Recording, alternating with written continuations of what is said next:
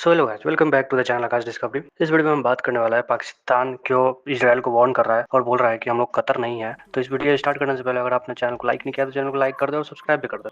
तो पाकिस्तान ऐसा क्यों कह रहा है इजराइल को कि हम लोग कतर नहीं है, तो उसके बारे में मैं आपको बताता हूँ। ये रिपोर्ट आप दे सकते हैं, Pakistan is no Qatar, Islamabad warn Israel after strike near embassy in Tehran.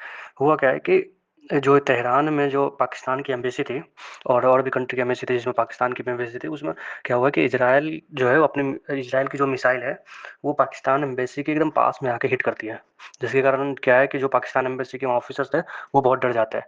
उसके बाद जो वहाँ के थिंक टैंक है जितने भी है स्पोक वो आके बोलते हैं कि पाकिस्तान इज नो कतर, कि हम लोग कतर नहीं है, क्योंकि इसराइल जो है 1 साल पहले अगर आपको याद होगा तो कतर में जाकर बॉम्बिंग करके चला आया था, लेकिन कतर ने कुछ उसके बाद रिटेलिएट किया नहीं था। तो उसके बाद इसी कारण पाकिस्तान बोल रहा है कि हम लोग कतर नहीं है। अगर हम लोग पर अटैक हुआ या हम लोग के एम्बेसी पर अटैक हुआ तो हम लोग रिटेलिएट करेंगे। ये जो एम्बेसी वाला इलाका होता है जहाँ पर किसी भी कंट्री में लगभग अगर हम माने तो लगभग सभी कंट्री में हर कंट्री के दूसरे दूसरे कंट्री के डिफरेंट कंट्रीज के क्या होते हैं एम्बेसी होते हैं जो उनके कैपिटल में होते हैं। जैसे ईरान में अगर माने तो तेहरान में था।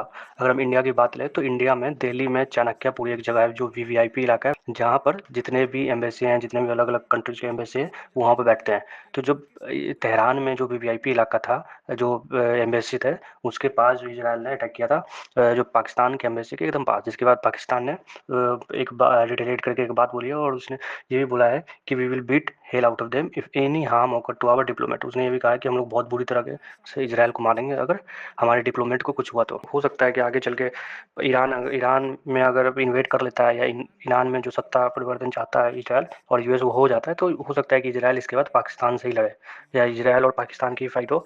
तो अगर हम ग्लोबल फायर पावर इंडेक्स देखें तो जिसमें ये 3-4 कंट्रीज है, जैसे कि यूएसए हो गया, रसिया हो गया, चाइना हो गया, इंडिया हो गया। ये 4 कंट्रीज तो पहले से स्टेबल है, स्टेबल कंडीशन में है और अपने 4 जो इनकी first second third fourth position है यही चारों है। उसके बाद अगर हम पाकिस्तान और इसराइल की बात करें तो पाकिस्तान पहले 11 और 10 और 11 के लगभग बीच में था, लेकिन जब ऑपरेशन सिंदूर हुआ था मई में, पिछले साल अप्रैल मई में, उसके बाद पाकिस्तान की रैंकिंग 14 पर आगे चुकी थी और इसराइल बहुत पीछे था। हमास युद्ध के बाद इसराइल की जो रैंकिंग ऊपर आकर 15 हो गई है। तो अगर हम ग्लोबल फायर पावर इंडेक्स देखें तो पाकिस्तान और इसराइल की ज़्यादा रैंकिंग ऊपर नीचे नहीं है, दोनों लगभग सेम ही है क्योंकि दोनों न्यूक्लियर कंट्री है। तो इसमें हम देख सकते हैं कि इसराइल जो है वो 15 नंबर पर और पाकिस्तान जो है वो 14 नंबर पर है।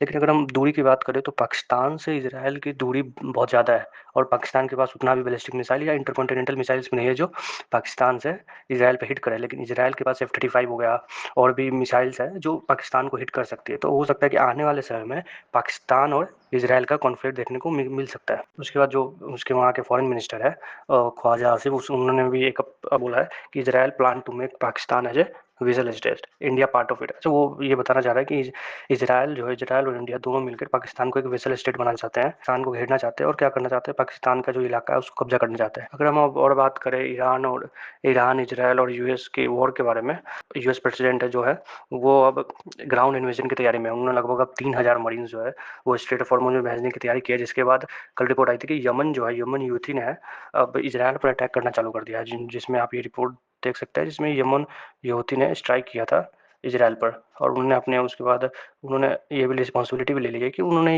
अटैक किया है सबसे पहले इसराइल पर, क्योंकि जो डोनाल्ड ट्रंप है वो अब इन्वेजन की तैयारी कर रहा है, ग्राउंड इन्वेजन की तैयारी कर रहा है ईरान में अपने मिलिट्री ट्रूप्स उतारने की। अगर इस पर कोई नया बात या नया जियो पॉलिटिक्स कुछ चीज़ें निकलती है तो हमको बताते रहेंगे। हम इस वीडियो को यहाँ पर एंड करते हैं। Thank you for watching. अगर आपने लाइक और सब्सक्राइब नहीं किया है तो लाइक और सब्सक्राइब जरूर करते हैं।